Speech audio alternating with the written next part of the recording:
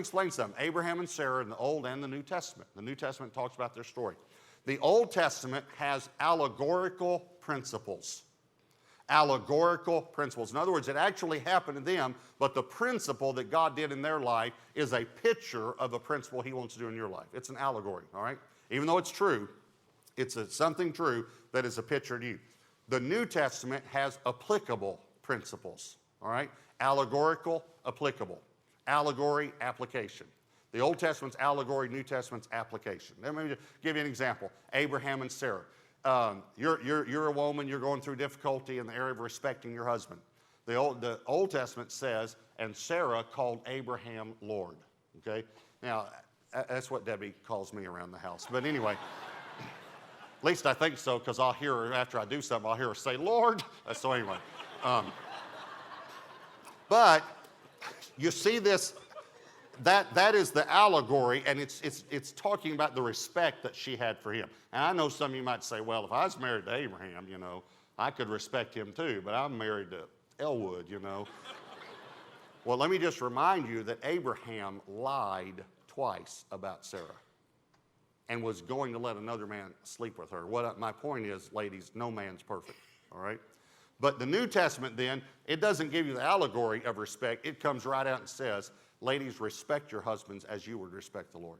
So it comes right out and says, okay, so that's why I'm showing you, all right? So if you're going through a financial problem, read some verses on finances or stewardship. If you're going through a health problem, read some verses on health and healing in the Bible. But the other thing is, if a passage comes to your mind and you don't even know what it says and you don't think it relates to your situation, but it comes to your mind, read it. And let me give you a truth here that I've learned after many, many years of doing this, all right? I don't want you to ever forget this, all right? God knows the Bible very well. I have figured that out. He really knows the Bible very well. So if God speaks to you to read a passage, then read that passage. Now, let me tell you something else. When you have a time when you really need to know which direction to take, if you're in the habit of doing this, it will be easier for you to hear God. So what we want to do is do this every day. I suggest you set aside 30 minutes, personally.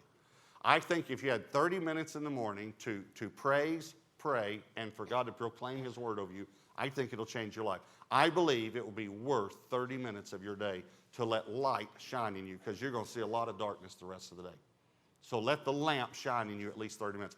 But when you need to hear God, I would set aside an extra hour. I would have an hour and a half if you have a decision to make. If it's a very important decision, you might even try to do it on a Saturday or sometime where you could actually go away and spend like half a day or even 2 or 3 days with the Lord to be able to really hear Him and spend time with Him. I know you might be thinking, you know, I'm saying 30 minutes. I preached a message a few years ago called the 15-minute breakthrough, and I talked about how to have a quiet time in 15 minutes.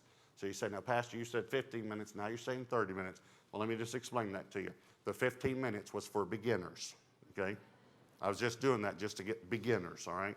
But after a while, I really believe if you'd set aside 30 minutes a day, because once you get in that mode of hearing God, then when you really need to hear God for a big decision, you already know how to hear Him. You know how to come into His presence through praise. You know how to write your prayers and write what God is speaking, and then hear God remind you of a story in the Bible or give you actually a place to read, and open that book and read it.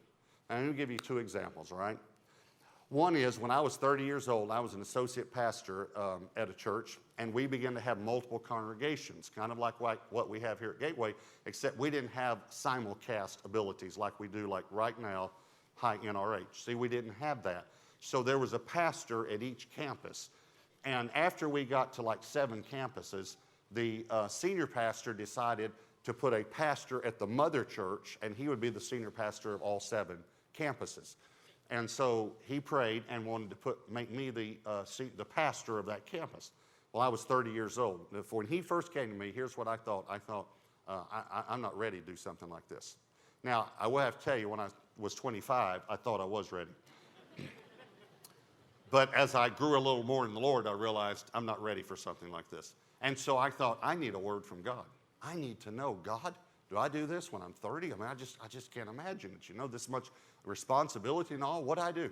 So I went away. I spent some time with the Lord, worshiping, praying, writing, hearing, and somewhere in there, I just felt like the Lord said, just like that, I just felt like the Lord said, read Luke 3. And so I was reading Luke 3, and I came down to verse 23 that says, now Jesus himself began his ministry at about 30 years of age.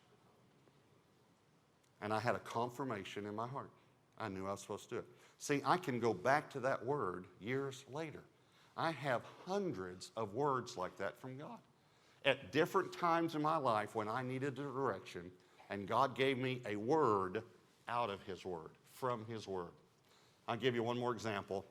My daughter's 19 years old. She's gone to junior college, and we've been praying about a university. She wants to study theology. And so last year when we found out that Dr. Mark Rutland became the president of ORU, I had something kind of leap in my heart. I thought, you know, that might be good because I know Dr. Rutland. And so a few weeks ago, I was going to Tulsa to preach for Pastor Willie George, and Debbie and Elaine were going with me. And it was like a day before, 2 days before, I thought, hey, we're going to be in Tulsa. We've got a few hours. Why don't we tour ORU? So I said to my daughter, would you like to tour the campus while we're there? She said, yeah, I'd love to. So we called Dr. Rutland's office actually the morning that we were leaving and said, hey, we're coming by. If Dr. Rutland has time, you know, we'd love to just spend a few minutes with him. Well, it comes about that he did have time. So when we got there, it was like God had orchestrated our visit. Everything seemed so peaceful.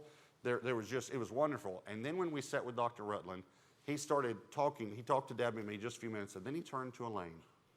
And when he started talking to her, it was like a clear voice, a godly father type, compassionate but directional. He began to ask her about, what is God saying to you? What are you planning to do? How are you going to prepare for that?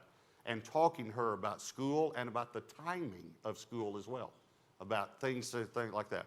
So anyway, when we left, she said, boy, it was like God was just talking to me through him.